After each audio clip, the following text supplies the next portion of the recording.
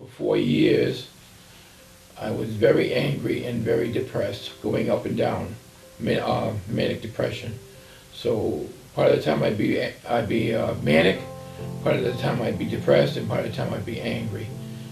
And they knew it was a problem with my medication, but they couldn't figure it out. So for 4 years, every 3 days they changed medications. Different medication, different amounts.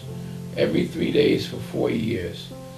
And I would get so angry that I would take barrels in the hospitals and I smashed them to pieces with my fist. Finally, they thought I was too violent to keep in a regular hospital, so they sent me to the IMH.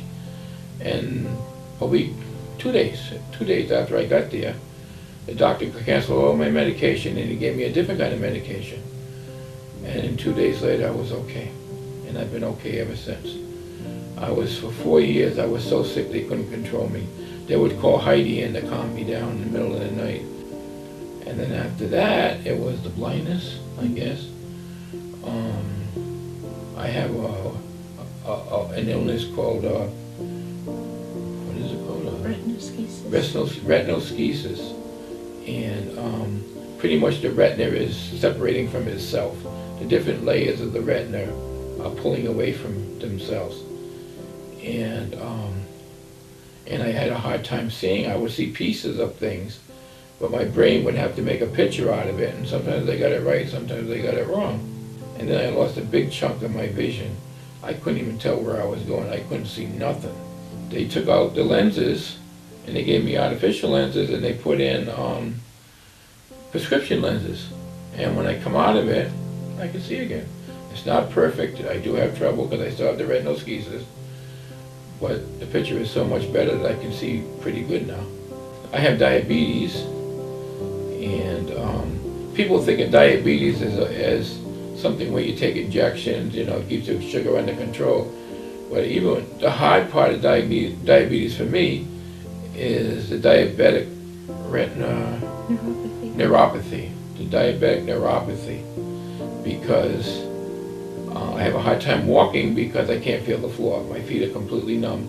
I have no feeling in my feet, halfway up my knee. And on the right side, I have it all the way up to my hip. And the pain, you can't feel but a touch, but it burns like crazy. It's like someone taking hot irons and putting them on your feet and your legs. I had a spinal fusion about 20 years ago, and it went very wrong. When I come out of the operating room, and I was in rehab at the hospital, they let stool get into my wound, and I had a terrible infection, which we treated at home for about 6 months. IVs every 6 hours, Heidi would do them for me, and she would literally pack the inside of my back, and they let it heal from the inside out so the infection would come out of me. And Heidi took care of all that. She was amazing. I don't know how I get through any of this without Heidi. She's been great for all of them. But anyways, my back did finally heal, and the infection went away, but I have pain everywhere. I have pain from my chest all the way to my feet. And sometimes it's absolutely terrible. Right now it's pretty bad. I'm having a hard time talking because my mouth wants to clench shut. My doctor is so surprised to see me. Every time I go see my doctor, he is absolutely surprised to see me because he thought I'd be long gone. He shakes my hand, "Mr. Tyler, how you doing?" And he thought for sure I was going to die as soon as I went home, but I didn't. And I'm still going, and I think because I don't want to give up, because I don't want to leave Heidi here alone. It's not a nice world, and I don't want to leave her alone, so I just thank God I didn't have to go through this alone, because I don't think I would have made it. I need Heidi and I need God. And I think, I know, that it's brought us closer together, and it's brought us both closer to God. I feel him. I do.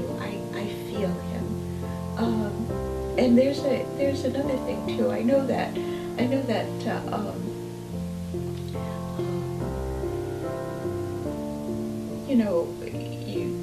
when you go through the Bible, you're looking for certain passages. You're looking for passages for comfort or whatever.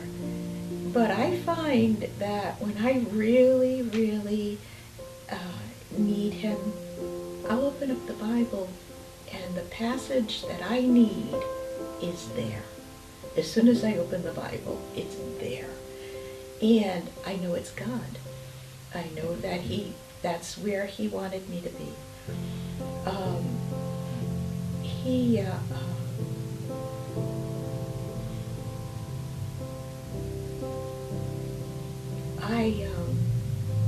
I hear him in music.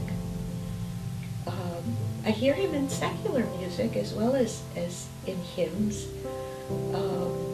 But I hear him in, like, when I am really stressed, I'll hear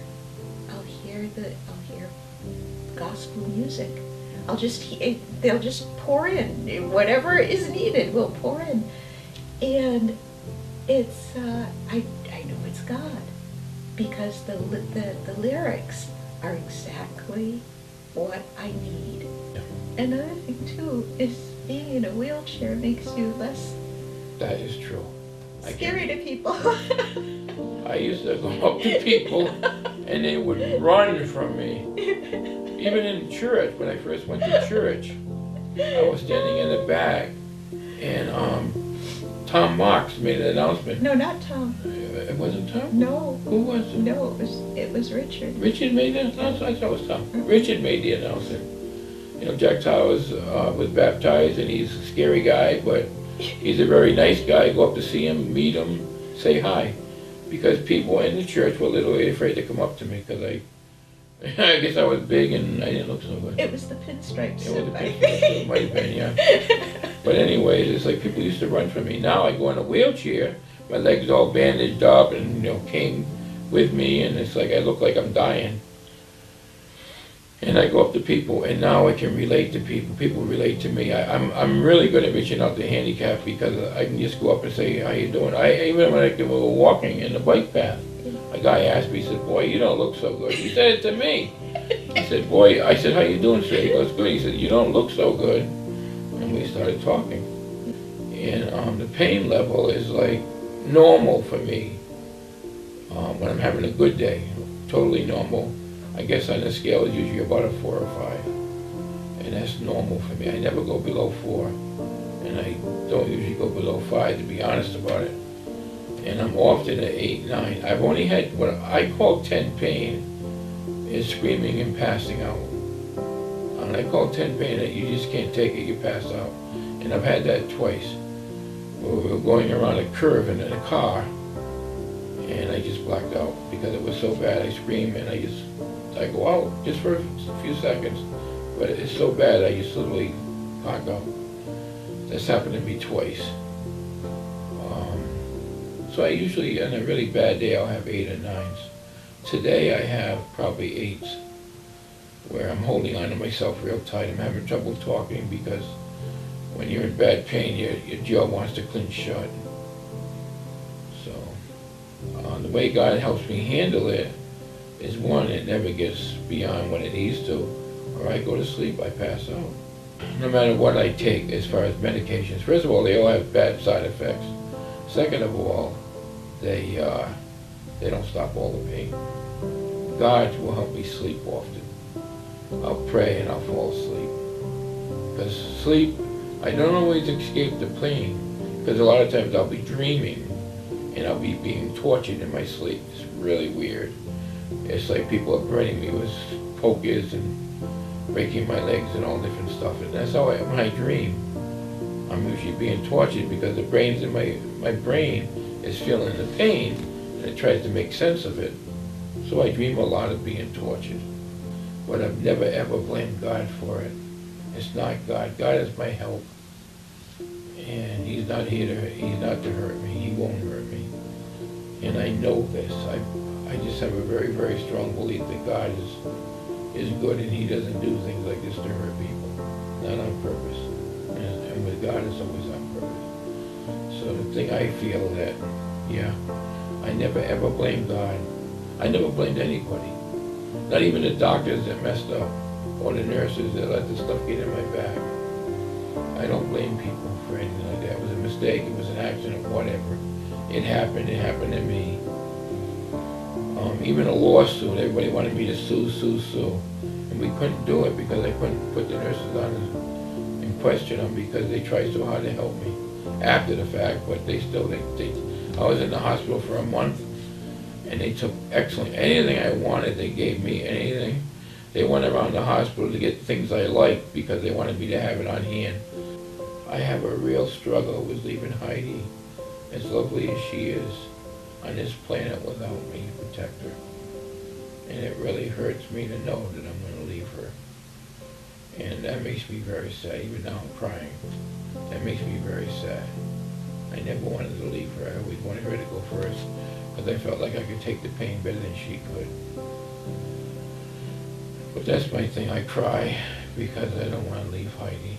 And I cried that night, both nights, all 3 nights in fact, because I thought I might not wake up and I might leave her. I stopped crying now. I'm getting used to waking up, but I just don't want to leave her here alone. And that makes me sad.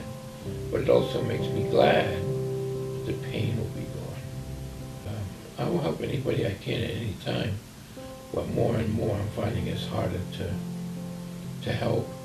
And I'm finding less people are asking me because, like at the church, they see me helping, and I feel really good on the inside, but they know what's killing me on the outside, so the pain's ridiculous. I have to sit a lot, can't stand very much, and I moan a lot, so they're not asking anymore. But if they have a problem, they can ask me how to fix it. I can tell them at least what I know. So I'm still able to help with the knowledge, but not physically be able to do it, you know. My illnesses have brought us closer together than I think we would have been otherwise.